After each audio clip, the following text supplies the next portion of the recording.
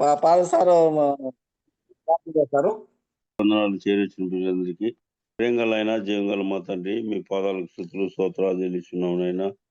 దినమంతా గత దినాలన్నీ కాపాడి రాత్రి మంచి నిద్ర ఇచ్చి ఉదయకాలం సజీవులకు లేపు ప్రభువా తండ్రి ఈ సన్నిధానం ఇచ్చినందుకు స్తోత్రాలు చెల్లిస్తున్నాం నాయన. ఈ దినం లేక అనేక మంది ఈ లోకాన్ని ఇచ్చినారు. ఏ యోగ్యత అర్హత లేని మమ్మల్ని సజీవులుగా ఉంచి నాయన తండ్రి మమ్మల్ని నాయన మీ బిడ్డలుగా చేసుకొని ప్రభు ఈ దినం కూడా సజీవులు ఉంచినందుకు స్తోత్రాలు చెల్లిస్తున్నాం. లోకంలోకి వెళ్ళక ముందు మీ ముఖ దర్శనం చేసుకొని మీ సాన్నిధ్యాన్ని ఇచ్చినందుకు స్తోత్రాలు అయినా. తిరిగి నాయన ఉదయకాలం ప్రభావ మరొకసారి మమ్మల్ని సజీవుల గురించి మీ దయగల మాటలు ఇంటి కృప చూపినారు. స్తోత్రాలు. నెట్ ద్వారా కరెంటు ద్వారా తొందర లేకుండా ధారాళంగా మీ మాటలు ఇంటికి మీరు కృప చూపండి. నీ దాసుని ఆత్మతో నింపి మాట్లాడుతుండగా మాకు వెనకల చెవి గ్రహింపగల హృదయం అనుగ్రహించమని, ఈ దినం అంతట్లో మీ కాపుదల భద్రత అనుగ్రహించమని, మా రక్షకుడు మా విమోచకుడు మా కొరకై ప్రాణం పెట్టి తిరిగి లేచి తిరిగి రానైనందుకు స్తోత్రాలు చేస్తూ యేసుక్రీస్తు అతి శ్రేష్టమైన నామమున ప్రార్థించి ఏడుకుంటున్నాం తండ్రి. ఆమేన్. వందనాలు సార్. వెండి బంగారాల కన్నా మిన్నైనది యేసు ప్రేమ, నా యేసు ప్రేమ, యేసు ప్రేమ, నా యేసు ప్రేమ. లోక జ్ఞానమునకు మించిన ప్రేమ లోకస్తులు ఎవ్వరు చూపలేని ప్రేమ. లోక జ్ఞానమునకు మించిన ప్రేమ లోకస్తులు ఎవ్వరు చూపలేని ప్రేమ.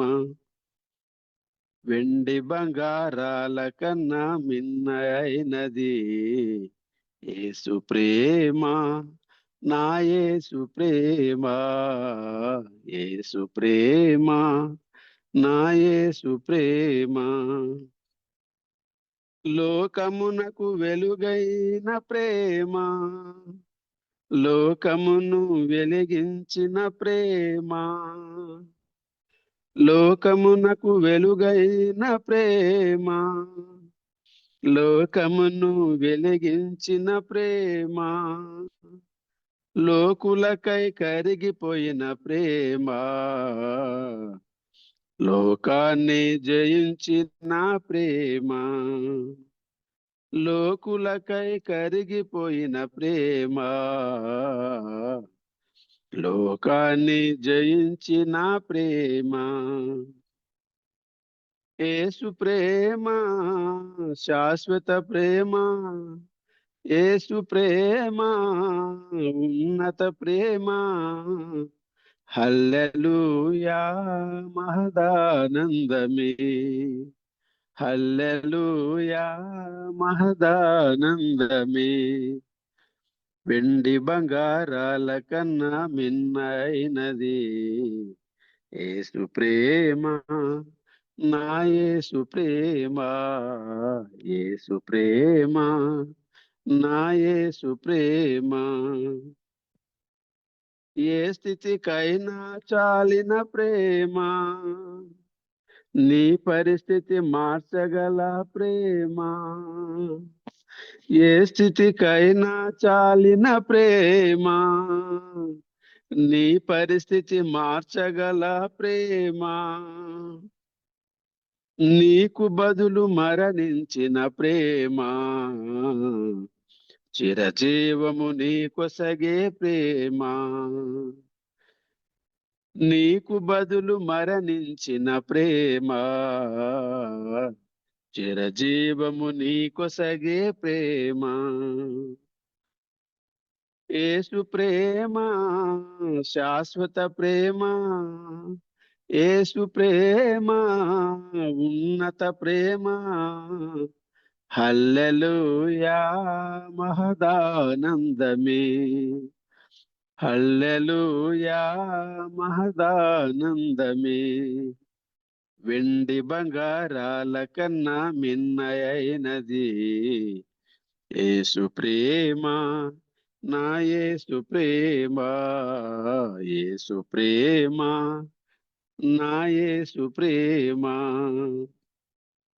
లోక జ్ఞానమునకు మించిన ప్రేమ లోకస్తులు ఎవ్వరు చూపలేని ప్రేమ, లోక జ్ఞానమునకు మించిన ప్రేమ, లోకస్తులు ఎవ్వరు చూపలేని ప్రేమ, వెండి బంగారాల కన్నా మిన్నైనది యేసు ప్రేమ, నా యేసు ప్రేమ, యేసు ప్రేమ, నా యేసు ప్రేమ.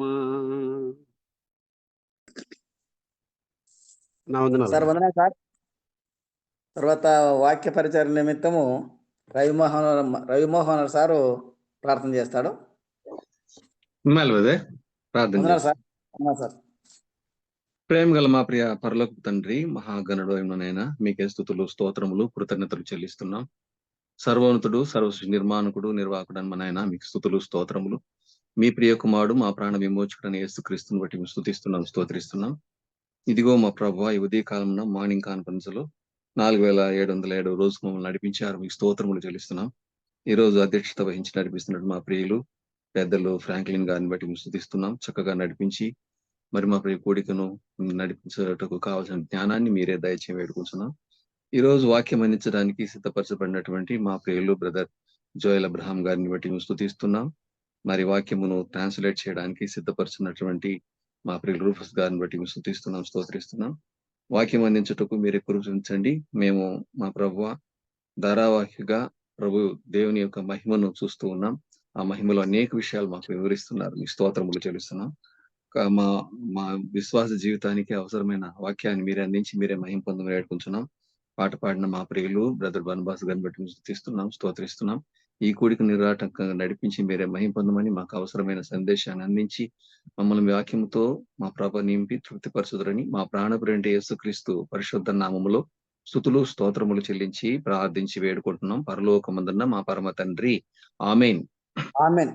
సార్ వందనాలు సార్. ముఖ్యమైనటువంటి పరిస్థితికి వచ్చాము. జోయల్ అబ్రామ్ గారు మనకు వాక్యం అందిస్తారు. తర్వాత ట్రాన్స్లేటరు తర్వాత రూపస్ గారు కూడా మన మధ్యన ఉన్నారు. వందనాలు సార్. సార్ రూపస్ గారు వందనాలు సార్. జోయల్ అబ్రామ్ సార్ వందనాలు సార్. వందనాలు sir. Very good morning and warm greetings to all once again in the precious name of our soon coming Lord and Savior Jesus Christ. అతి త్వరలో రానైనటువంటి మన ప్రభువును రక్షకుడైనటువంటి యేసు ప్రభు వారి శ్రేష్టమైనటువంటి నామంలో మీకందరికీ ఉదయకాలపు శుభములు తెలియజేస్తున్నాను. God has enabled and strengthened and given us one more day where we could be able to sit in the presence of God to listen to God's holy word. దేవుడు మరొకసారి మన జీవితంలో ఈ ఉదయకాల సమయాన్ని అనుగ్రహించాడు. ఆయన యొక్క సన్నిధానంలో చేరి ఆయన యొక్క మాటలు వినటానికి. As we are continuing our study on the primary theme of the glory of God. మన యొక్క ప్రధానాంశమైనటువంటి దేవుని యొక్క మహిమను గురించినటువంటి వర్తమానాలు మనం వింటూ ఉండగా, and it is not ending. We are studying and studying and we are not able to end it because the glory of God is in abundance, splendid. దేవుని యొక్క మహిమ ఎంతో ఉన్నతమైంది, అది ఎంతో గొప్పది, అది తరగరానిది. కాబట్టి మనం ఎన్నిసార్లు ధ్యానించినా కూడా అది ముగింపులోనికి రావటం లేదు. Walking with God in a crooked world, the life of Enoch and the destiny of the translated saints is what we're going to see today. ఈ యొక్క ఉదయకాల సమయంలో ఈ యొక్క చెడ్డ లోకములో యేసు ప్రభుతో కూడా జీవించడం అనేటువంటి దానికి సాదృశ్యంగా హనోకు గురించినటువంటి ధ్యానాన్ని ఈ యొక్క ఉదయకాల సమయంలో మనం ధ్యానిద్దాం. There are only a very few people in the scripture of the entire Bible we see that are summed up with a few sentences of a kind of briefing about themselves. వారిని గురించినటువంటి వ్యక్తుల గురించినటువంటి సంబోధన కానివ్వండి, వాటి గురించి Bible గ్రంథం అంతట్లో కూడా చాలా కొద్ది మంది వ్యక్తుల గురించి మాత్రమే రాయబడినట్టుగా మనం చూడగలం. So today we want to concentrate on the behavior and the attitude of Enoch and how he was prepared, and today he stands as a model of the translated saints. కాబట్టి ఈ ఉదయకాల సమయంలో అలాంటి చక్కని నడిచినటువంటి హనోకు యొక్క జీవితాన్ని గురించి మనం ధ్యానించబోతున్నాం. అలాగే ఏ విధంగా హనోకు ఎత్తబడేటువంటి పరిశుద్ధుల గుంపులో ఉండటానికి సాదృశ్యంగా కనపడుతున్నాడో ఆ యొక్క విషయాన్ని కూడా ధ్యానిద్దాం.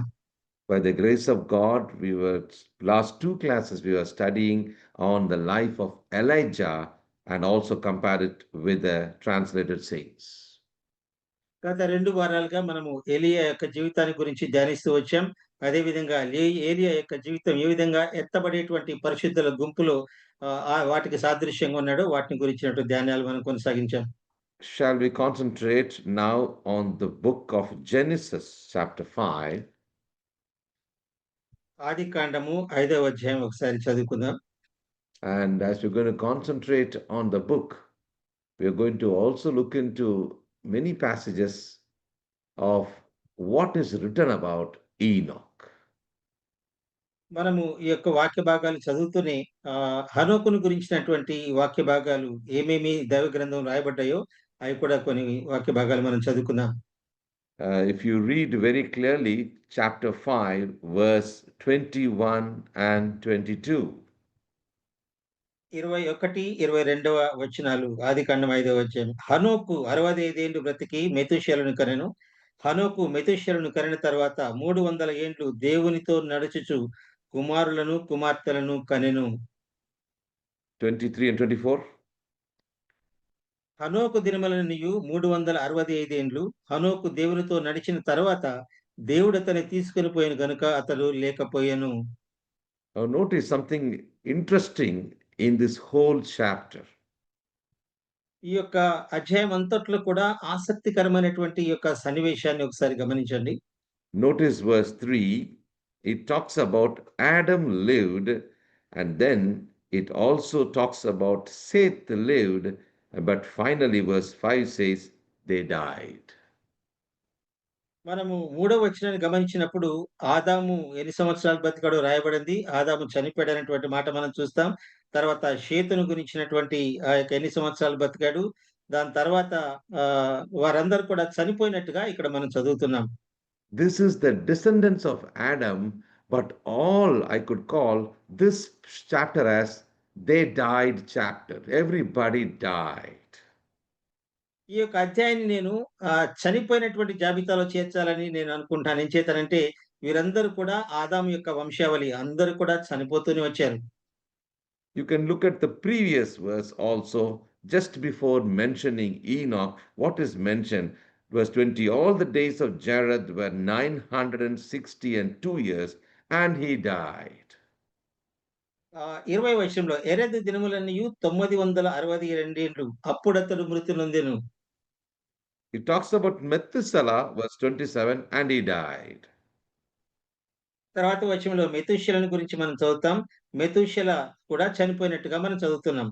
It talks about Lamech, and then it talks about Noah, and verse 31, the days of Lamech were 770 and 77, and he died. తర్వాత 31వ వచనంలో కూడా మనం చూసినప్పుడు లెమెకు దినములన్నీయు 770 ఏండ్లు అప్పుడతడు మృతి పొందెను. Oh, you may be wondering, early morning we are talking about this passage, but let me tell you, the hope of a believer is not only that. The verse 21 to 24, which we studied, is exciting for me because Enoch walked with God and he was not, for God took him. He did not die. ఈ ఉదయకాల సమయాన్ని మనము ఏంటి మృతిని గురించినటువంటి మరణ వార్తలు మనం వింటున్నామా అన్నటువంటి ఆలోచన మనకు అవసరం లేదు. కానీ మనము 21వ వచనం నుంచి 24వ వచనం చూస్తే ఎంతో అద్భుతకరమైనటువంటి సన్నివేశాన్ని లేదా వచన భాగాన్ని మనం చదవగలం. God took him. He did not die. తను చనిపోలేదు. దేవుడు అతడిని తీసుకుని పోయాడు. Within this brief thing and very few passages in other scriptures talks volume about this character. ఈ యొక్క హనోకు వ్యక్తిత్వాన్ని గురించి చాలా చిన్న భాగం మాత్రమే మనం ఇక్కడ చదువుతున్నాం. కానీ తర్వాత కొన్ని వచనాల్లో చాలా గొప్ప విషయాలు హనోకుని గురించి వ్రాయబడినట్టుగా మనం చూడగలం. Enoch lived in the pre-flood world. Chapter 6 is talking about the flood. Before flood he lived. మనం 6వ అధ్యాయంలో మనం గమనించగలము. ఆ యొక్క జలప్రళయం రాక మునుపు హనోకు బ్రతికినట్టుగా జీవించినట్టుగా మనం చదవగలం. Look at chapter 6 verse 5. God saw the wickedness of man great on the earth, and every imagination and thoughts of his heart was only evil continually. 6వ అధ్యాయం 5వ వచనంలో నరుల చెడుతనము భూమి మీద గొప్పదనియు వారి హృదయం యొక్క తలంపుల్లోని ఊహ అంతయు ఎల్లప్పుడూ కేవలము చెడ్డదని యెహోవా చూచి తాను భూమి మీద నరులను చేసినందుకు యెహోవా సంతాపము నుండి తన హృదయంలో నొచ్చుకొనెను. You can imagine the generation in which Enoch also like Noah. నోవహు లాగానే ఏ విధంగా హనోకు ఎటువంటి ఆ యొక్క చెడ్డ లోకంలో చెడ్డ జనముల మధ్య జీవించాడో ఒకసారి గమనించండి. It was not a comfortable life and lifestyle. ఆయనకు అదెంతో అనుకూలమైనటువంటి వాతావరణంగా అక్కడ లేదు కానీ, Notice that how beautiful it is given. It is a society which has drifted towards judgment. ఆ యొక్క సమాజం అంతా కూడా దేవుని యొక్క తీర్పునకు గురి కాబోయేటువంటి సమాజంగా మనకు కనపడుతుంది. Even Jesus in Matthew's Gospel, chapter 24, what does it say? As the days of Noah. యేసు ప్రభువారు కూడా మత్తయి సువార్త 24వ అధ్యాయంలో మాట్లాడుతూ నోహు దినములలో జరిగినట్టు ఇప్పుడు కూడా జరుగుతుంది అనేటువంటి మాట ఆయన మాట్లాడాడు. He compares the days of Noah with the last days. ఆయన నోహు దినాలను ఈ యొక్క అంచె దినాలతో పోల్చి యేసు ప్రభువారు మాట్లాడారు. So, what is the speciality of Noah? కాబట్టి నోహు యొక్క ప్రత్యేకత ఏమిటి? What is the greater speciality of Enoch? ఇంకా అంతకంటే ఇంకా ప్రత్యేకమైనటువంటి హనోకు యొక్క వ్యక్తిత్వం ఆయన ఆయన యొక్క పరిస్థితి ఏంటి? Oh, there are some key areas for us to concentrate today morning. ఈ ఉదయకాల సమయంలో కొన్ని కీలకమైనటువంటి అంశాలను గురించి మనం హనోకు యొక్క వ్యక్తిత్వాన్ని గురించి మనం ధ్యానించబోతున్నాం. Twice in this chapter, there is one word mentioned. ఈ యొక్క వచన భాగం అంతట్లో ఒక మాట 2 సార్లు రాయబడి ఉంది. Verse 22, Enoch walked with God. హనోకు దేవునితో నడిచాడు. హనోకు Ah. దేవునితో నడిచిన తర్వాత Verse 24, Enoch walked with God. దేవునితో నడిచిన తర్వాత దేవుడు అతన్ని తీసుకొని పోయిన గనుక అతను లేకపోయెను. These two important verses talks about walked, suggesting walk means it is a lifestyle of Enoch. ఇక్కడ దేవునితో నడిచిన తర్వాత అనేటువంటి ఈ యొక్క వాక్య భాగాలు మనం చదువుతున్నప్పుడు హనోకు యొక్క జీవన శైలి దేవునితో నడిచిన విధానం ఏ విధంగా ఉందో మనకది తెలియజేస్తుంది.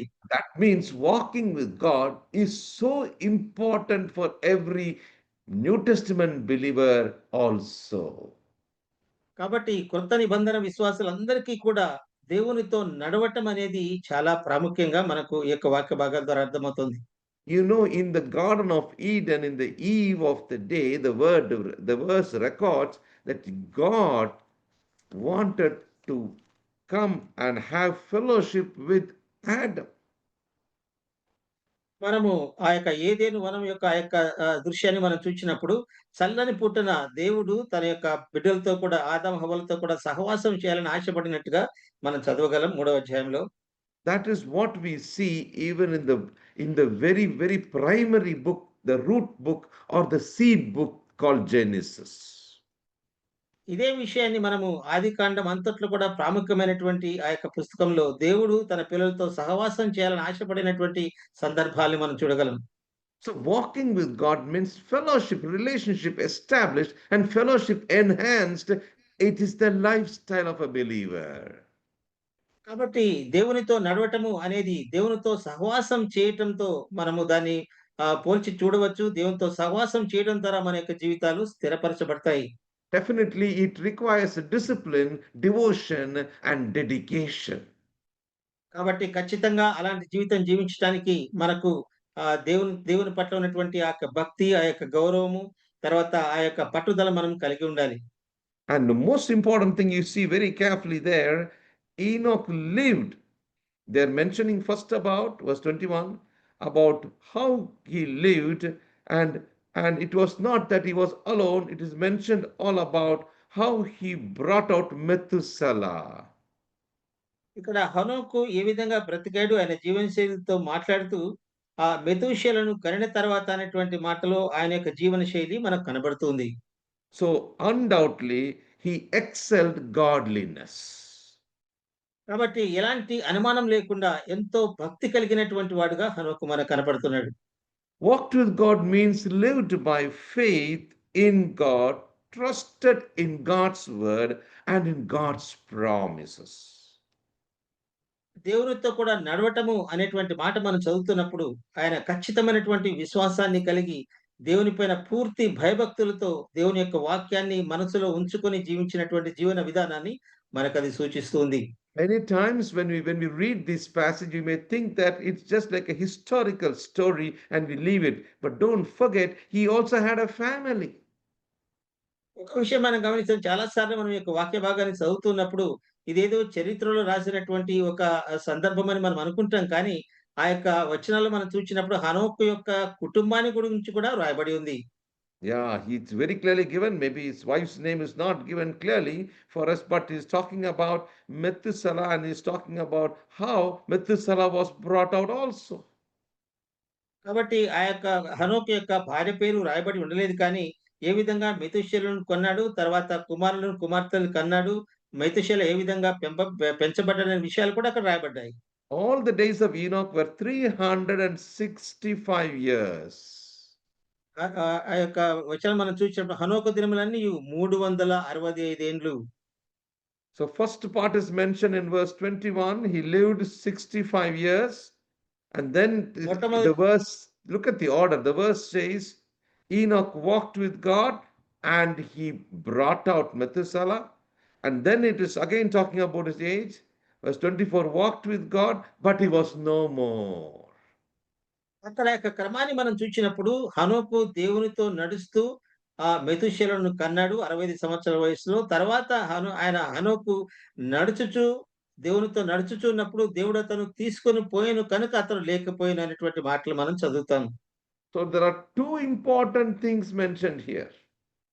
ఇక్కడ 2 ప్రాముఖ్యమైనటువంటి విషయాలు రాయబడ్డాయి.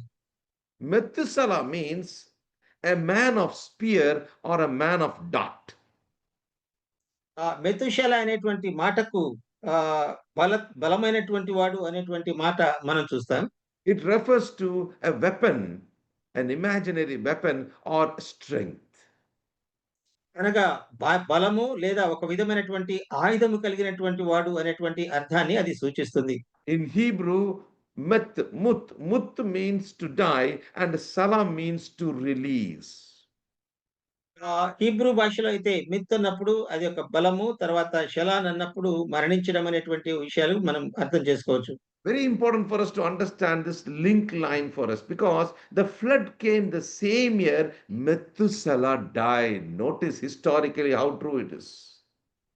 చారిత్రాత్మకంగా జరిగిన విషయాలు ఒకసారి గమనించండి. అదే సంవత్సరంలో జలప్రళయం వచ్చింది. ఆ జలప్రళయం రాకమునుపు మెతూషెల కూడా చనిపోయాడనే విషయాన్ని గమనించండి.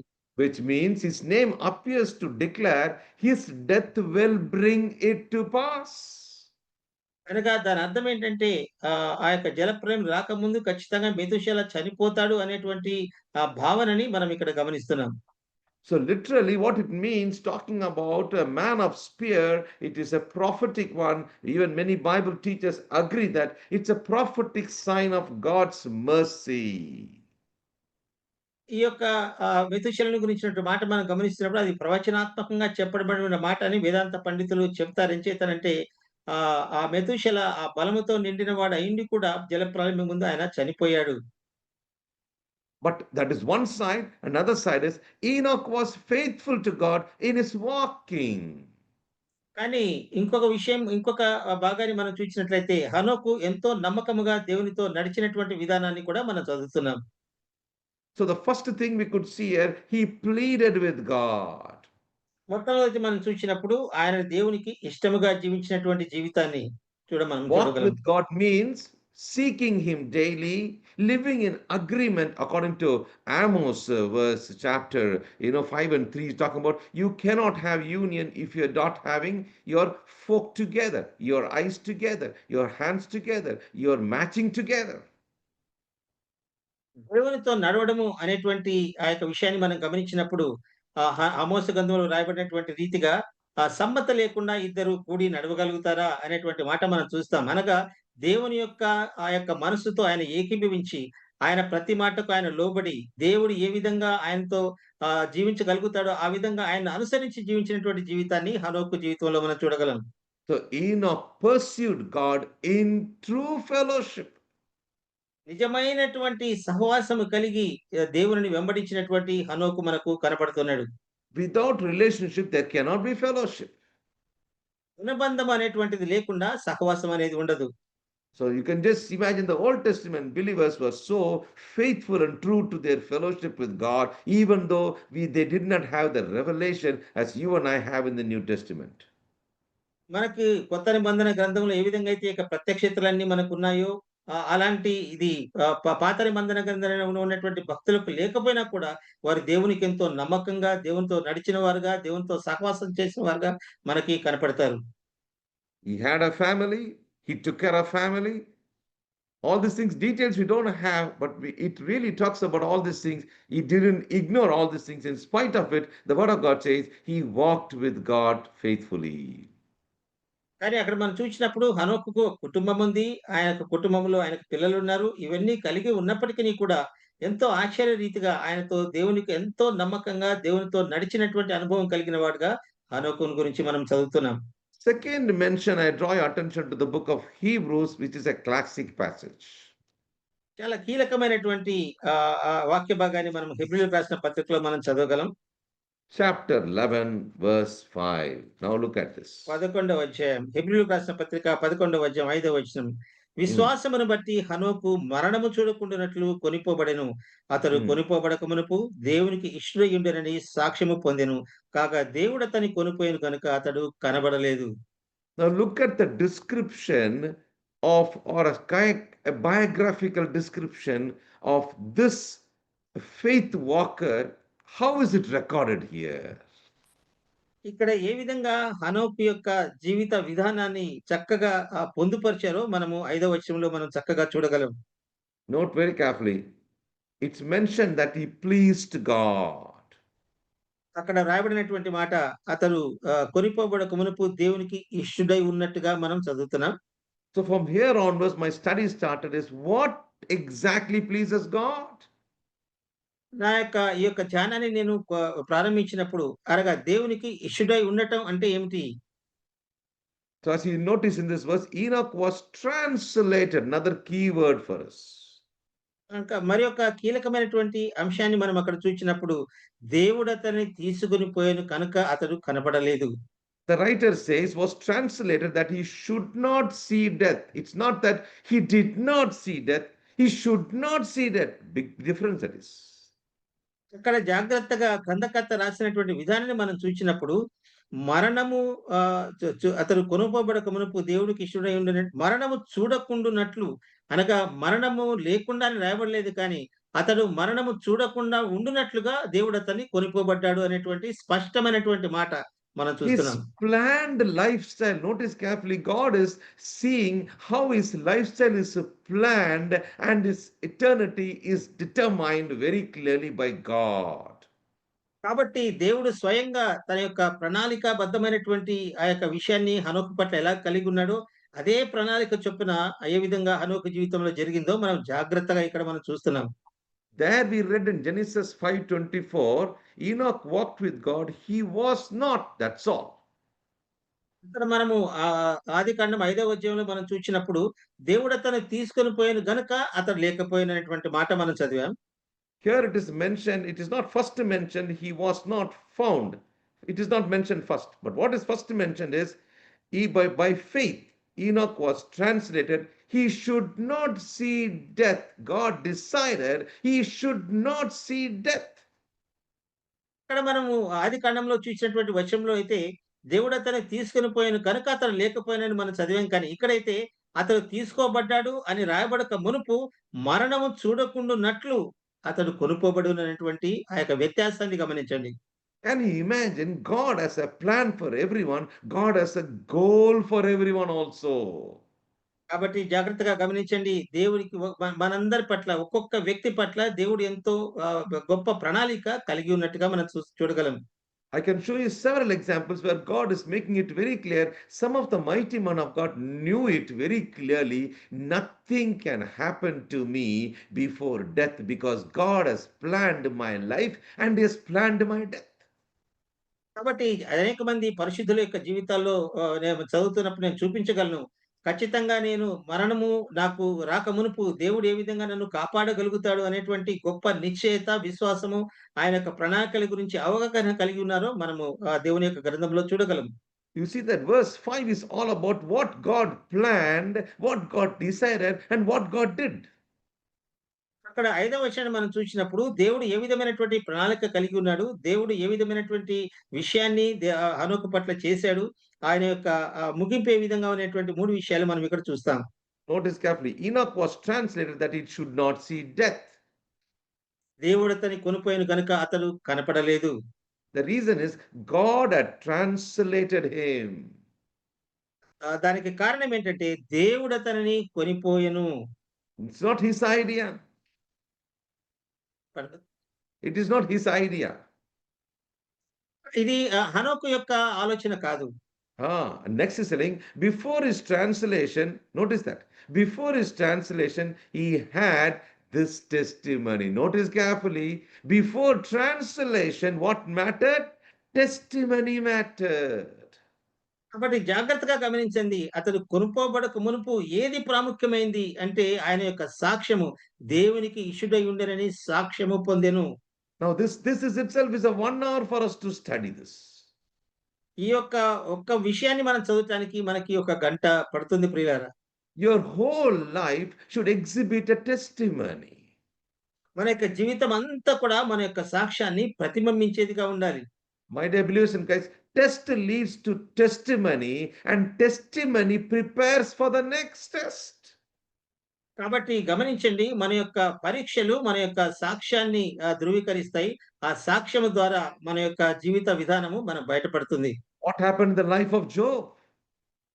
యోబు యొక్క జీవితంలో ఏం జరిగింది? In the first chapters we study about the test of Job. మొట్టమొదటి అధ్యాయంలో యోబుకు వచ్చినటువంటి శ్రమలను గురించి మనం చదువుతాం. And the last chapter we study about the testimony of Job. చివరి అధ్యాయానికి వచ్చినప్పుడు యోబు గురించినటువంటి గొప్ప సాక్ష్యాన్ని మనం చదవగలం. Think about the disciples in the boat where Jesus was traveling. యేసు ప్రభువారు ప్రయాణిస్తున్నటువంటి ఆ యొక్క ఓడలో ప్రయాణిస్తున్నటువంటి శిష్యులను ఒకసారి గమనించండి. Oh, the storm came. ఆ యొక్క తుఫాను వచ్చినప్పుడు And there was a test for them. అది వారికి ఒక గొప్ప పరీక్షగా మారింది. It was a test of faith. ఆ యొక్క వారి యొక్క విశ్వాసానికి అది ఒక గొప్ప పరీక్ష. God did not ask them, God did not scold them, God did not warn them, but he prepared them for the next storm. దేవుడు వారిని ఏ విధంగా మందలించలేదు, దేవుడు వారిని గద్దించలేదు గాని తర్వాత వచ్చేటువంటి ఇంకొక గొప్ప ప్రమాదానికి, ఇంకొక గొప్ప తుఫానికి వారిని సిద్ధపరిచాడు. God looks for testimonies. దేవుడు మన యొక్క సాక్ష్యాల కొరకు ఎదురు చూస్తున్నాడు. My dear believers, a testimony prepares each one of us for a translated life. కాబట్టి ప్రియులారా గమనించండి, మన యొక్క సాక్ష్యాల ద్వారా దేవుడు మనం ఏ విధంగా మనం ఎత్తబడతామనేటువంటి విషయాల్ని మన యొక్క జీవన శైలి ద్వారా చూపించబడుతుంది. Every day God was looking, is he walking according to the candidate, the best candidate, only one candidate which can be selected for translation was this candidate only. కాబట్టి దేవుడు ఆయన వెలుగుతూ ఉన్నప్పుడు ఎవరు నేను చెప్పిన విధంగా జీవించగలుగుతాడు, ఏ వ్యక్తి ఆయన చాలా గమనిస్తూ ఉన్నప్పుడు ఈ యొక్క వ్యక్తి దేవునికి కనపడ్డాడు. Is it not a small testimony, a great testimony, a grand testimony, or not that? It is only one testimony. He pleased God. That's all. ఒకటే ఒక విషయం, అది ఒక చిన్న సాక్ష్యమా, గొప్ప సాక్ష్యమా, అద్భుత సాక్ష్యమా కాదు కానీ దేవుడికి ఇష్టుడై ఉండెను అనేటువంటి గొప్ప సాక్ష్యము. So what pleased God? అది దేవునికి ఏది ఇష్టంగా అనిపించింది? Look at verse 6 now. ఇప్పుడు 6వ అధ్యాయాన్ని ఒకసారి గమనించండి. 6వ వచనాన్ని. Oh. విశ్వాసం లేకుండా దేవునికి ఇష్టుడైనట అసాధ్యము. దేవుని యొద్దకు వచ్చేవాడు ఆయన ఉన్నాడని, తను వెదుకు వారికి ఫలము దయచేవాడని నమ్మవలెను కదా. How beautiful it is. ఎంత అద్భుతంగా, ఎంత చక్కగా వ్రాయబడింది ప్రియులారా. How it is written, a life of faith. విశ్వాస సహితమైనటువంటి జీవితము. This is a golden phrase. We use it even today. Don't forget, this is the phrase and the life and the lifestyle of an Old Testament saint. జాగ్రత్తగా మనం చూసినప్పుడు ఈ యొక్క వాక్య ఏదైతే రాయబడిందో, ఆ యొక్క వచనము, ఆ యొక్క వాక్య భాగము పాత నిబంధన విశ్వాసులకు గురించి వ్రాయబడినట్టుగా మనం చూస్తాం. Without faith, it is impossible to please Him, is a grand statement. ఒక గొప్ప వ్యాఖ్య ఏంటంటే, విశ్వాసము లేకుండా దేవునికి ఇష్టడైనట అసాధ్యము. To make a statement like this, what he must have gone through, the Bible is not recorded anything there. ఎందుకు ఈ విధంగా ఇది వ్రాయబడి ఉంది అనేటువంటి విషయం మనం చూసినప్పుడు, దాని గురించినటువంటి ఏది కూడా బైబిల్ గ్రంథంలో లిఖించబడలేదు. We don't have a big chapter or a book called even Enoch here, which has been endorsed or accepted by the Holy Spirit. పరిశుద్ధాత్మ ద్వారా హనోకు పొందినటువంటి ఆ యొక్క చక్కటి మాటల గురించి మనం బైబిల్ గ్రంథం అంతా కూడా ఎక్కడ చూసినా కూడా అంత గొప్పగా వివరించబడలేదు. But the whole definition of faith is exemplified in his lifestyle. He pleased God. So, what pleases God? What is the language of God? It is only faith language. కాబట్టి ఇక్కడ మనం చూసినప్పుడు హనోకు దేవునికి ఇష్టుడై ఉన్నాడని సాక్ష్యం పొందడం మనం చూస్తున్నాం. ఆ హనోకు ఇష్టుడై ఉండేటంటే ఏంటి అన్నప్పుడు, విశ్వాసం ద్వారా మాత్రమే మనం ఆయనకు ఇష్టముగా మనం జీవించగలం అనేటువంటి చక్కటి మాట మనం చూస్తున్నాం. His life and his faith life was so acceptable for God. God was overwhelmed. He decided that this person must be translated. He should never ever even see death. ఎప్పుడైతే దేవుడి యొక్క ఈ యొక్క హనోకు యొక్క విశ్వాసాన్ని చూచినప్పుడు, ఆయన యొక్క జీవితాన్ని చూచినప్పుడు, ఆయన సాక్ష్యాన్ని చూచినప్పుడు, ఎలాగైనా సరే ఈ యొక్క వ్యక్తిని నేను తీసుకొని వెళ్ళిపోవాలి అని ఆయన మనసులో అనుకున్నాడు. Notice carefully, there was a culture struggle in chapter 6 for Noah, but here Enoch is telling in chapter 5 of the book of Genesis, he did not please the culture, he pleased the Creator. ఇక్కడ మనము ఆదికాండం 6వ అధ్యాయంలో మనం చూసినప్పుడు, నోహు కాలంలో అక్కడ ఉన్నటువంటి సాంఘిక పరమైనటువంటి అనేకమైనటువంటి దుష్టక్రియలు మనం చూస్తాం. కానీ వాటన్నిటిని హనోకు ప్రేమించలేదు. కానీ దేవునికి ఇష్టకరమైనటువంటి జీవితాన్ని జీవించినట్టుగా మనం అక్కడ చదువుతాం. He didn't look for human applause, but he lived for divine approval. మానవుల యొక్క ప్రశంసలు ఆయన కోరుకోలేదు. కానీ దేవుని యొక్క మెప్పును మాత్రమే కోరుకున్నటువంటి హనోకును మనం చూస్తున్నాం. The writer is telling God decided to translate him one day. ఇక్కడ గ్రంథకర్త రాస్తున్నటువంటి మాట, మరణము చూడకుండా ఉండేందుకు దేవుడు హనోకుని తీసుకువెళ్ళాడు. Now God is hearing my message, the translator's voice, and also all those who are in the Zoom meet, and what will God decide? ఇప్పుడు నేను చెప్తున్నటువంటి వర్తమానాన్ని కూడా దేవుడు వింటూ ఉన్నాడు. తర్వాత మనందరి హృదయాల్లో కూడా ఏమైతే మెదులుతుందో అవన్నీ కూడా వింటున్నాడు. జూమ్‌లో చేరినటువంటి ప్రతి ఒక్కరి హృదయాన్ని ఆయన చూస్తున్నాడు. దేవుడు మన గురించి ఏమి ఆలోచిస్తున్నాడు? Today morning, am I pleasing God in everything I do, or am I pleasing the culture today? ఒక్కసారి ఆలోచించుకుందాం. నేను యొక్క సాంఘిక పరమైనటువంటి ఈ లోకంలో జరుగుతున్న వాటిని ప్రేమిస్తున్నానా? లేదా దేవుని ప్రేమించి దేవునికి ఇష్టడుగా నేను జీవించగలుగుతున్నానా? He pleased God by living by faith. విశ్వాసం ఉంచటం ద్వారా, విశ్వాసం కలుగుట ద్వారా ఆయన దేవునికి ఇష్టడుగా జీవించాడు. Even that one child which he brought out had so much of meaning about the judgment of God. తాను కన్నటువంటి ఆ ఒక్క కుమారుని విషయంలో కూడా ఆయన పొందినటువంటి తీర్పుకు మనం సాదృశ్యంగా మనం చూస్తాం. We don't read volumes about the children and a big history and a big book, but you can just mention that very name had a meaning of God's purpose for giving even that one child. ఆ యొక్క ఒక్క కుమారుని గురించి గొప్ప పుంకాలుగా అక్కడ రాయబడలేదు. కానీ దేవుని ఏ విధంగా భయభక్తులు పెంచగలిగాడో చక్కటి మాటలు మాత్రమే అక్కడ రాయబడ్డాయి. Methuselah lived 187 years. మెతూషెల 962 సంవత్సరములు బ్రతికెను. Notice 27వ very వచనం. carefully. మెతూషెల దినములన్నీయు 969 ఏండ్లు అప్పుడతడు మృతి పొందెను. Book of Hebrews chapter 11 verse 6 says, without faith it's impossible to please him, and the verse doesn't stop there. మనము హెబ్రీయులకు రాసిన పత్రిక 6వ అధ్యాయాన్ని చూసినప్పుడు, విశ్వాసం లేకుండా దేవునికి ఇష్టముట అసాధ్యము అని మాత్రమే రాయబడి అక్కడితో ఆగలేదు. కానీ Now notice something more is written there. దానికంటే మించి అక్కడ రాబడినటువంటి మాట, దేవుని యొద్దకు వచ్చువాడు ఆయన ఉన్నాడనియు, తన్ను It is వెదకు talk, వారికి ఫలము దయచేయువాడనియు ah, నమ్మవలెను గదా! it is talking about God. అక్కడ దేవుని గురించినటువంటి ప్రస్తావన గ్రంథకర్త రాస్తున్నాడు. He that cometh to God must believe that he is. దేవుని యొద్దకు వచ్చువాడు ఆయన ఉన్నాడని ముందు నమ్మాలి కదా! So two important words you can see in the English Bible. I hope that it will be the same in the Telugu Bible also. Two important words are important here: faith and believe. ఇక్కడ 2 ప్రాముఖ్యమైనటువంటి అంశాలు రాయబడ్డాయి. English బైబిల్‌లో రాయబడ్డాయి. తెలుగు బైబిల్‌లో కూడా రాయబడ్డాయి. ఒకటి నమ్మవలెను, తర్వాత విశ్వాసము. 2 విషయాలు మనం చూస్తాం. Believe is an action word, faith is coming next. Notice carefully. కాబట్టి నమ్మడం అనేది మన యొక్క క్రియకి సాదృశ్యంగా కనపడుతుంది. విశ్వాసం అనేది దాని తర్వాత మన యొక్క జీవన శైలికి అది సాదృశ్యంగా కనపడుతుంది. Notice carefully, he that cometh to God, it must have faith. No, it didn't say must have faith. Must first believe that he is. కాబట్టి ఇక్కడ రాయబడినటువంటి మాట, దేవుని యొద్దకు వచ్చేవాడు ఆయన ఉన్నాడని విశ్వాసము అని రాయబడలేదు గానీ, ఆయన ఉన్నాడని ముందు నమ్మాలి కదా! Because first there should be a revelation. Based on the revelation only you can put your faith in God. కాబట్టి ఎప్పుడైతే ముందు మనకి ప్రత్యక్షత అవసరం. ఆ ప్రత్యక్షత ఉన్నప్పుడు మాత్రమే మనము దేవుని నమ్మేవారంగా మనం ఉంటాం. Now let me just draw your attention to another classic passage for you. మరి యొక్క కీలకమైనటువంటి వాక్య భాగాన్ని చదవాలని నేను ఆశపడుతున్నాను.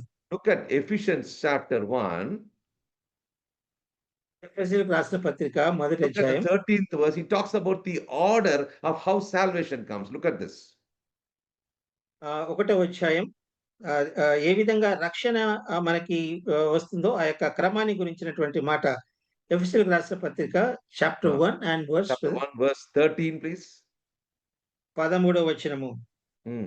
మీరును సత్యవాక్యముననగా మీ రక్షణ సువార్తను విని క్రీస్తునందు Viని. విశ్వాసం ఉంచి.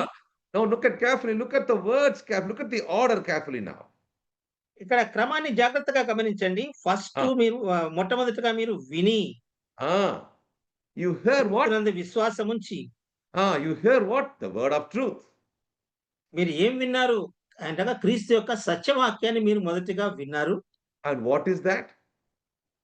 అది ఏంటంటే క్రీస్తునందు The విశ్వాసం ఉంచి the gospel of your salvation. రక్షణ సువార్తను మీరు విన్నారు. And then after that, what did you do? తర్వాత మీరు ఏం చేశారంటే క్రీస్తునందు విశ్వాసం ఉంచి. Now comes your belief. ఇక్కడ అప్పుడు విశ్వాసాన్ని గురించినటువంటి మాట ప్రస్తావించబడింది. You cannot trust on something and then think about Jesus. You have to trust in the true and living God. కాబట్టి మనము చూడకుండా దేనిని నమ్మటం కాదు గాని, ఏదైతే మనము గ్రహించగలుగుతున్నామో వాటిని మాత్రమే మనము విశ్వాసం ఉంచే వారంగా ఉంటాం. When the belief is 100%, then only sealing can take place. ఎప్పుడైతే విశ్వాసం అనేది 100% ఉంచబడుతుందో ఉంచుతామో అప్పుడు మాత్రమే మనము ముద్రించబడతాము అని తర్వాత Now let's come వాక్య to భాగంలో John మనం చూస్తాం. chapter 1. John యోహాను chapter సువార్త 1. మొదటి Now notice carefully, John chapter 1. These are all some primary, classic, common passages for all of us. ఇవన్నీ మన అందరికీ కూడా చాలా ప్రాథమికమైనటువంటి కీలకమైనటువంటి వచనాలు మనం చదవబోతున్నాం. యోహాను Verse సువార్త 12. మొదటి అధ్యాయం Verse 12. 12వ వచనము. తనను ఎందరు అంగీకరించిరో వారికి అందరికీ అనగా తన నామమందు విశ్వాసం ఉంచిన వారికి దేవుని పిల్లలగుటకు ఆయన అధికారము అనుగ్రహించెను. Now notice carefully, key word is believe. కాబట్టి చాలా కీలకమైనటువంటి మాట, ఆయన నామందు విశ్వాసం ఉంచిన వారికి. And those who have the power become to them he gave the power to become the sons of God or children of God. ఎలాంటి వారికి దేవుని పిల్లలయ్యేటువంటి అధికారాన్ని ఆయన అనుగ్రహించాడు అనేటువంటి మాట మనం చూస్తున్నాం. Notice 13th verse, which are born not of blood, not of the will of God, not of the will of the flesh, nor of the will of man, but of God. 13వ వచనంలో వారు దేవుని వలన పుట్టిన వారే గాని రక్తం వలనైనను శరీరేచ్ఛల వలనైనను మనుషేచ్ఛల వలనైనను పుట్టిన వారు car. They were born of God. వారు దేవుని ద్వారా వారు పుట్టారు అనేటువంటి మాట మనం చదువుతాం. దేవుని వలన పుట్టిన వారు. Notice very carefully when you come to the book of Genesis, look at Abraham, what it talks about Abraham. ఆదికాండంలో అబ్రహామును గురించినటువంటి మాట ఏం రాయబడిందో ఒకసారి చూస్తాం. And when we look at that, we will be able to understand is how beautifully God has helped us to understand the great truths in a simple way. ఈ యొక్క వాక్య భాగాలు చదవడం ద్వారా దేవుడు అనేకమైనటువంటి విషయాల్ని ఎంత సున్నితమైనటువంటి రూపంలో ఆయన రాసి మనకు అర్థమయ్యే రీతిలో రాశాడో మనం చదవగలం. Genesis 15, ఆదికాండము 15వ అధ్యాయం verse 6. మొట్టమొదటి 6వ వచనము. అతడు యెహోవాను నమ్మెను, ఆయన అది అతనికి నీతిగా ఎంచెను. Now first is what? Believe in the true living God. మొట్టమొదటిది నిజమైన దేవుని యందు నమ్మకముంచినటువంటి వాడుగా చూస్తున్నాం. And he counted to him for righteousness. యెహోవాను నమ్మెను, అది అతనికి నీతిగా ఎంచెను. So first comes his belief. కాబట్టి మొట్టమొదటి నమ్మకం అనేది మనకు కనపడుతుంది. The Hebrew word is called aman, A-M-A-N. Aman means to persevere in trust and belief to manifest obedience. It is preparing you for obedience. Belief is only preparing for obedience. Then comes faith. హీబ్రీ యొక్క పదము వాయబడినటువంటి రీతిగా అమాన్ అనేటువంటి మాటకి దృఢమైనటువంటి నమ్మకము కలిగి ఏదైతే మనం విశ్వాసం ఉంచుతామో దానికి అర్థం ఇచ్చేటట్టుగా ఆ మాట రాయబడి ఉంది. So Abraham was possessing in his heart this faith, this belief towards God, and he was enduring trust, which is faith. కాబట్టి అబ్రహాం యొక్క మనస్సులో 100% సంపూర్ణమైనటువంటి నమ్మకం ఉండటం చేత ఆయన తన యొక్క విశ్వాసంలో తాను గొప్పగా ఉన్నట్టుగా మనం ఇక్కడ చదవగలుగుతున్నాం. Faith is followed only by revelation of God. కాబట్టి దేవుని యొక్క ప్రత్యక్షత పొందిన తర్వాతనే దేవుని యందు మన యొక్క విశ్వాసాన్ని మనము కొనసాగించగలుగుతాం. I'll just quickly show you one more important word for you to understand. Book of Romans. మరి యొక్క ప్రాముఖ్యమైనటువంటి వచన భాగాన్ని చదవాలని ఆశపడుతున్న రోమీయులకు రాసిన పత్రిక Verse 21. Chapter Chapter 1, verse 21. Romans 1:21. Yeah. రోమీయులకు రాసిన పత్రిక మొదటి అధ్యాయం 21వ వచనం. మరియు వారు దేవుని ఎరిగియు ఆయనను దేవునిగా మహిమపరచలేదు, కృతజ్ఞతాస్తుతులు చెల్లింపను లేదు, కానీ తమ వాదముయందు వ్యర్థులైరి. Their heart was foolish and darkened. అక్కడ మనం గమనించినప్పుడు వారి యొక్క హృదయము వ్యర్థమైనటువంటి హృదయంగా, అవివేకమైనటువంటి హృదయంగా మనం చూస్తున్నాం. They did not know God. వారు దేవుని ఎరుగలేదు అనేటువంటి మాట. Number 2, they did not glorify God.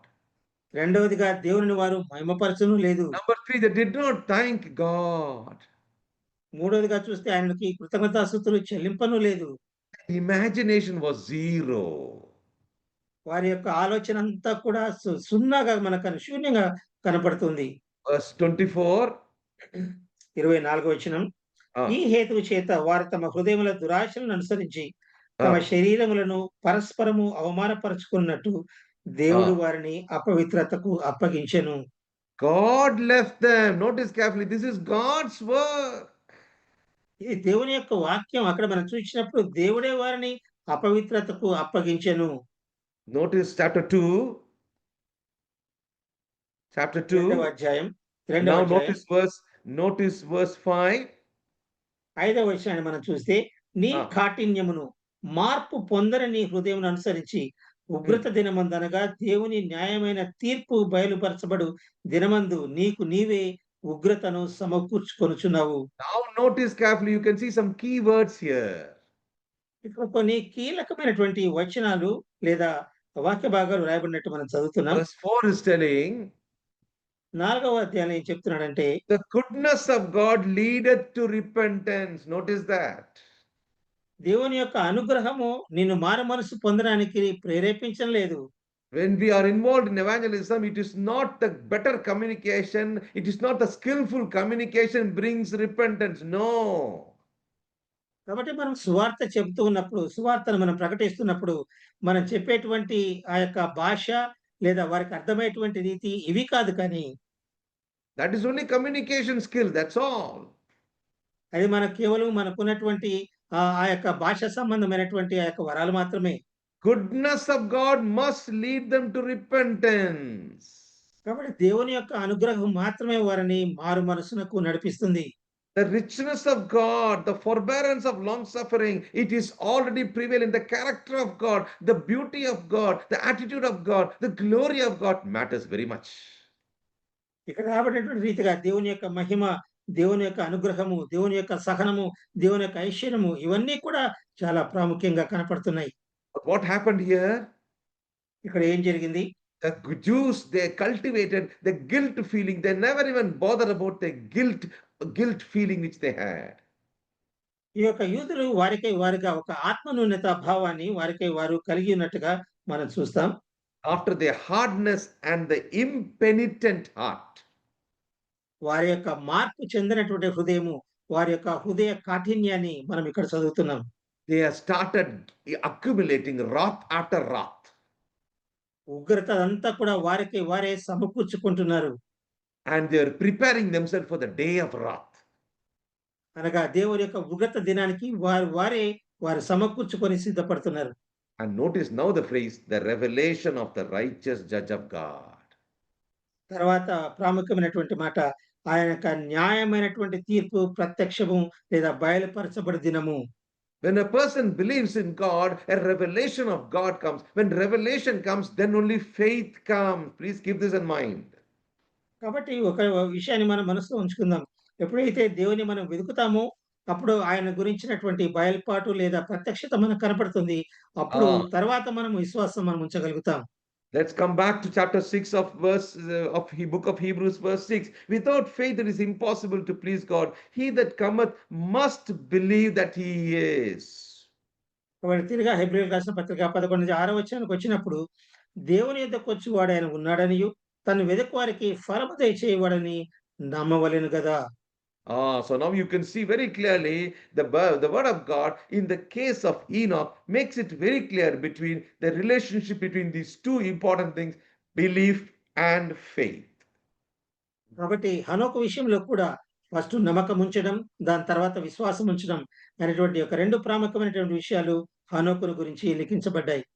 Third word is mentioned also. Notice carefully there.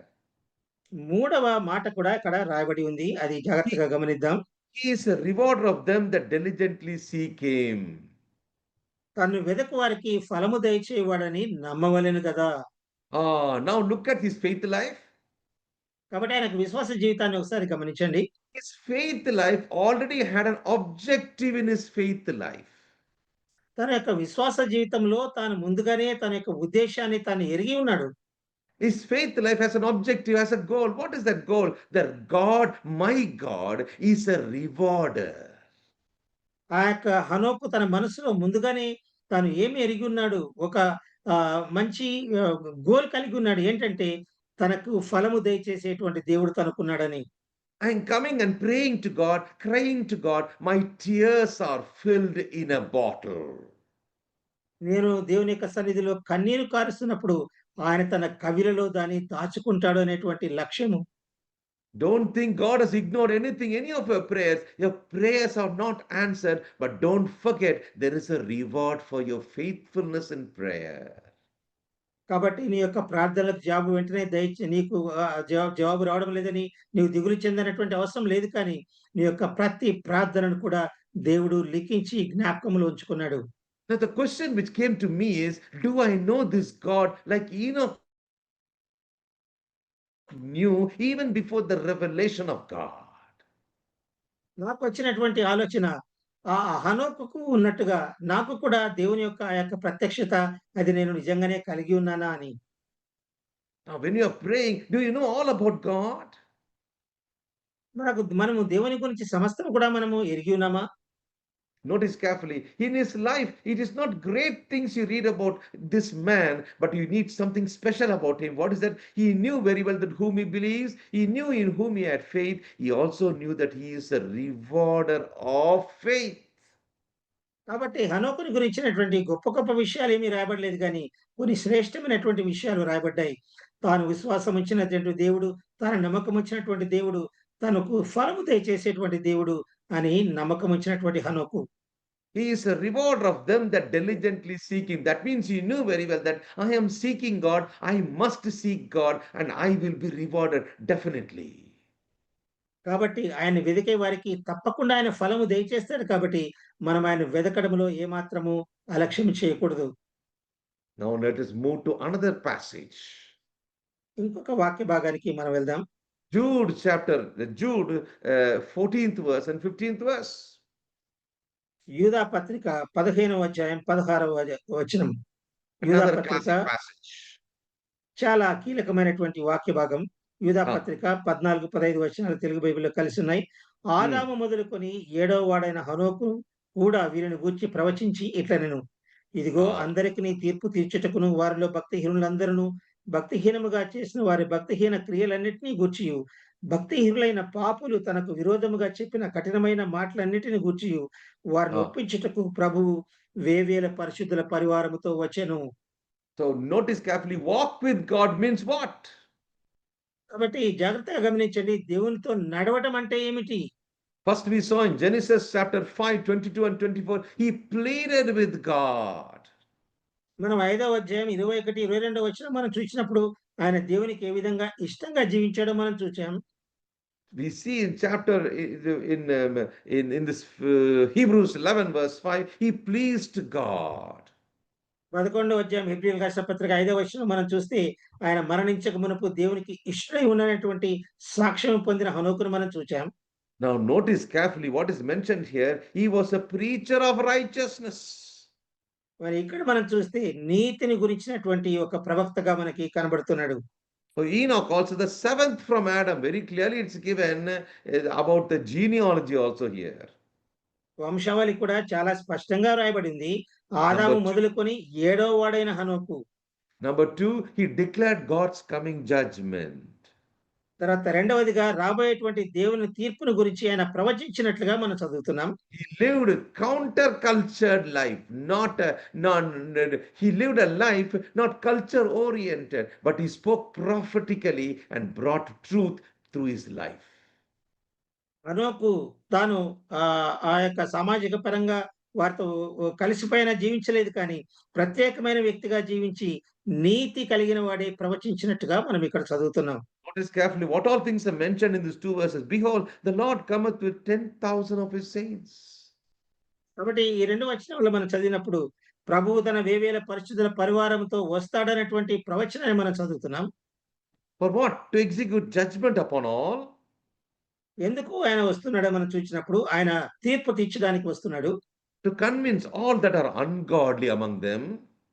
ఎవరైతే భక్తిహీనంగా ఉన్నారో వారినందరినీ ఆయన ఒప్పింపజేయడానికి వస్తున్నాడు. Ungodly deeds. తర్వాత వారు చేసినటువంటి కఠినమైనటువంటి క్రియలన్నిటిని బట్టి తీర్పు తీర్చడానికి, Ungodly commitments. వారు చేసినటువంటి భక్తిహీనమైనటువంటి క్రియలన్నిటిని గురించి. So Jude was quoting many things, thinking about the character of Enoch. హనోకు యొక్క ఆ యొక్క గుణ లక్షణాలని ఆయన మనసులో ఉంచుకొని యూదా రాసినటువంటి అనేకమైనటువంటి ఆ యొక్క తీర్పును గురించినటువంటి వ్యాఖ్యానాలు మనం ఇక్కడ చూడగలం. Why did Jude use all these things? ఎందుకు యూదా ఈ విషయాలన్నీ కూడా ప్రస్తావించాడు? 20th verse is telling he was building up the body of Christ. 20వ వచనంలో మనం చూసినప్పుడు ఆయన క్రీస్తు యొక్క శరీరాన్ని కట్టడంలో నిమగ్నమైనట్టుగా ఆయన 21వ వచనంలో రాశాడు. Notice why he wrote all these things, building up yourselves on your most holy faith. అక్కడ 21వ వచనం మనం చూసి దేవుని ప్రేమలో మీరు నిలుచున్నట్లు ఆయన మిమ్మల్ని కట్టడానికి అనేటువంటి మాట మనం చదువుతాం. Because you need to keep praying in the Holy Spirit. ఎంచేతనంటే మీరు పరిశుద్ధాత్మలో ఎల్లప్పుడూ కూడా ప్రార్థన చేయాలని. We saw even in chapter 11 verse 5 and 6, he believed in the existence of God, Enoch.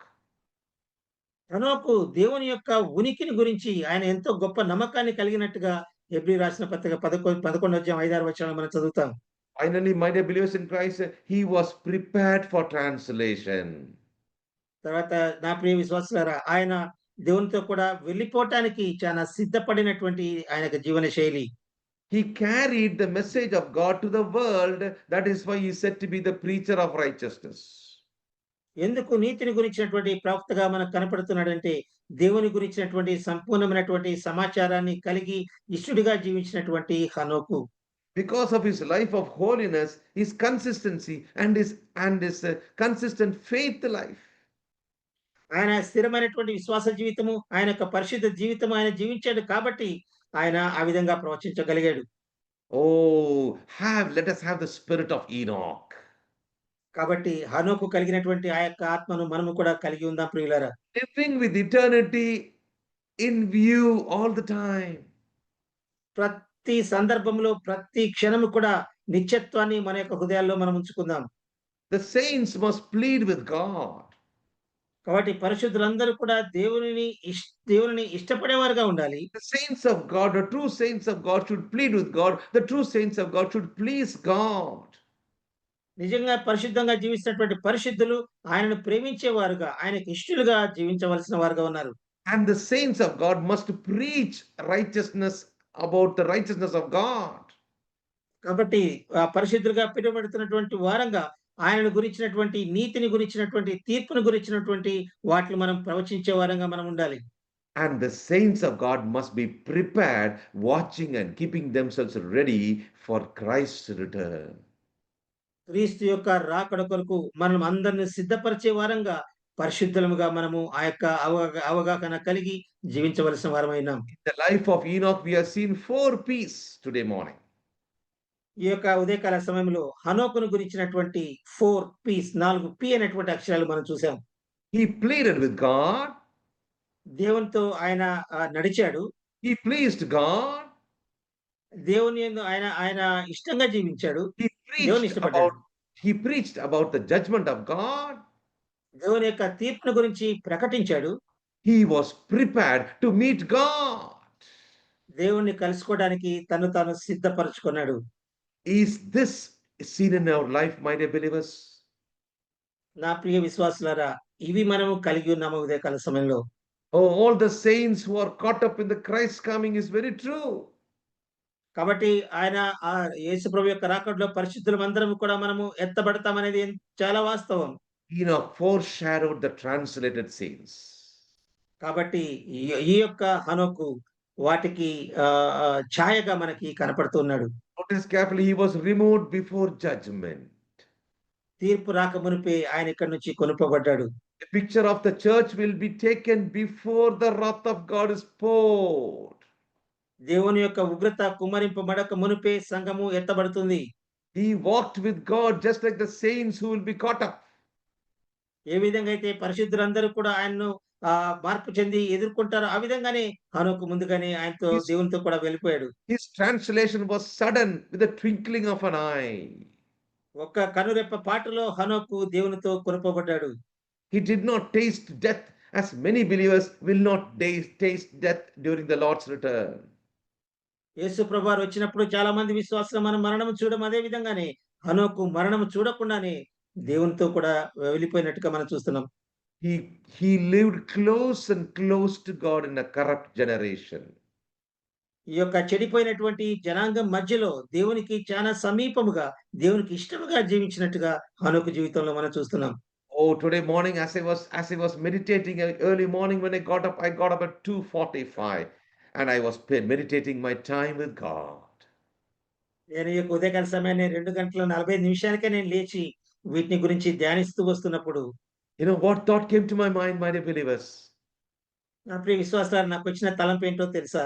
Oh, there is someone who walked closer and closer and closer. దేవునికి అతి సమీపముగా జీవించగలుగుతున్నానా? Just like two friends, they walk closer and closer to each other. ఏ విధంగా అయితే ఇద్దరు స్నేహితులు ఎంత సమీపముగా, ఎంత సహవాసాన్ని దినదినము అభివృద్ధి పొందుతూ వెళ్తారో. And finally, one friend understood that he has come near his friend's home.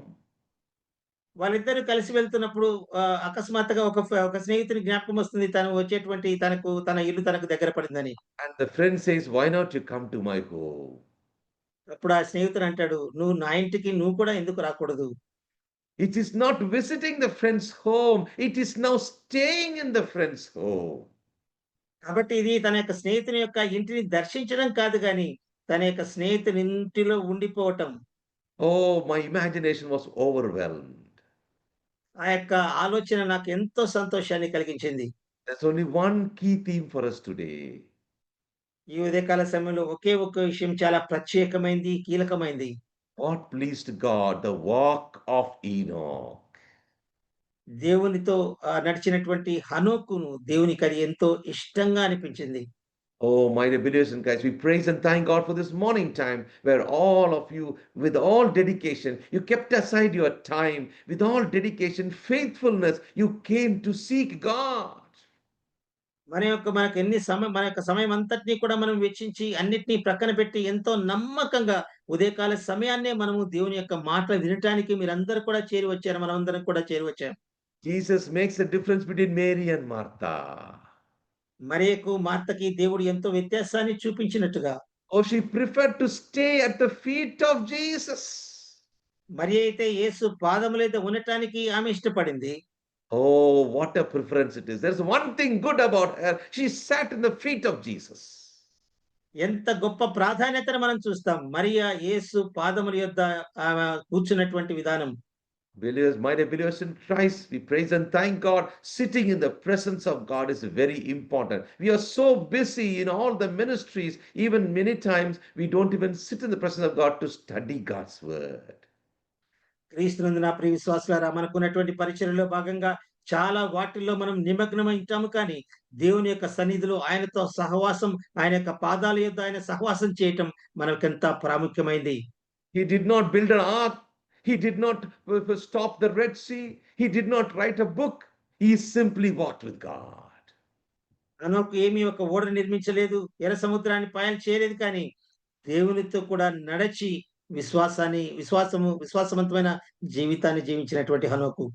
Oh, let us learn to walk with God closer and closer, just like how Enoch, and he pleased God and he was taken by him. కాబట్టి హనోకు మాదిరిగానే మనము కూడా దేవునికి సమీపముగా ఆయనతో కూడా నడుద్దాం. ఆయనకు ఇష్టంగా మనం ఈ యొక్క లోకంలో జీవిద్దాం ప్రియులారా. May the Lord's name be glorified. Thank you for your patient listening. Thank you for the translation also. మీరెంతో ఓపిక విన్నందుకు మీకందరికీ నా యొక్క హృదయపూర్వకమైనటువంటి వందనాలు తెలియజేస్తున్నాను. దేవుని నామానికి అత్యధికమైనటువంటి మహిమ కలుగును గాక. ఆమేన్. అందరికీ వందనాలు. సార్ వందనాలు సార్. వందనాలు బ్రదర్.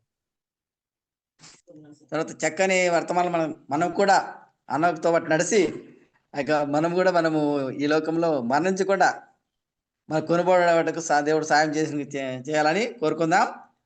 ఆఖరిగా మన మధ్యన ఉన్నటువంటి కర్నూలు ప్రభుదాస్ గారు ప్రార్థన చేస్తారు.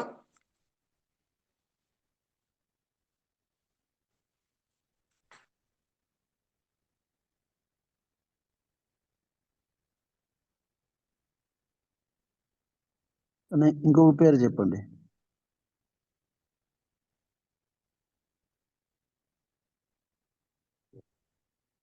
మన హైదరాబాద్ నుంచి పేతురు గారు ప్రార్థన చేస్తారు.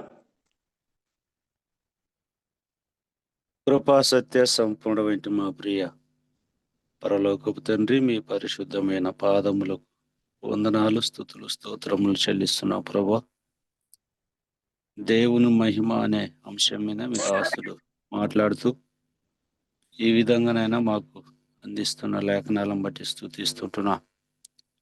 ఈ దినము హానోకు యొక్క నడవడి, ఆయన యొక్క చర్యలు ఎలాగూ గడిచావో భూమి మీద వాటన్నిటినీ మీ దాసుని ద్వారా వినిపించారు. కుటుంబంతో కలిసి పిల్లలను కలిగి ఉండి 365 సంవత్సరములు దేవునితో నడిచాడన్న భాగాలు జ్ఞాపకం చేశారు. అయ్యా, అలాగూ నడుస్తూ మీకు మహిమకరంగా మీకు ఇష్టడుగా ఉన్నాడని లేఖనాలు సెలవిచ్చాయి. అటువంటి వ్యక్తిలాగా జీవించాలని మీరు ఈ వాక్యాన్ని మాకు వినిపించారు. మీ దాసుని ద్వారా మమ్మల్ని హెచ్చరించారు. మా విశ్వాసం కూడా దినదినానికి అభివృద్ధి పొంది హానోకు వలె కావాలని మీరు ఆశిస్తున్నారు. అటువంటి రూపాన్ని మమ్మల్ని రూపుదిద్దుమని, మీ కృపలో బలపరచమని, నడిపించమని ప్రార్థన చేస్తున్నాం. వినిపించిన మీ దాసులు జోయల్ అబ్రాహ్మణ్ని బట్టి, అలాగే తెలుగు ట్రాన్స్లేషన్ చేసిన ప్రొఫెసర్ను బట్టి మీ సన్నిధిలో ప్రార్థిస్తున్నాం. మీ దాసులకు మంచి ఆరోగ్యము, జ్ఞానమును అనుగ్రహించండి. అనేక సంగతులు మీ గ్రంథం ద్వారా మాకు అందించటానికి, వివరించటానికి ఇరువురు దాసులకు కావలసిన మంచి ఆరోగ్యం అనుగ్రహించి సహాయం చేయమని, ఈ దినమంతా మీ వాక్శక్తి ద్వారా మమ్మల్ని భద్రపరిచి నడిపించమని మా ప్రభువును రక్షకుడునైన యేసుక్రీస్తు పరిశుద్ధమైన నామమున ప్రార్థిస్తుంటున్నాను తండ్రి. ఆమేన్. ఆమేన్.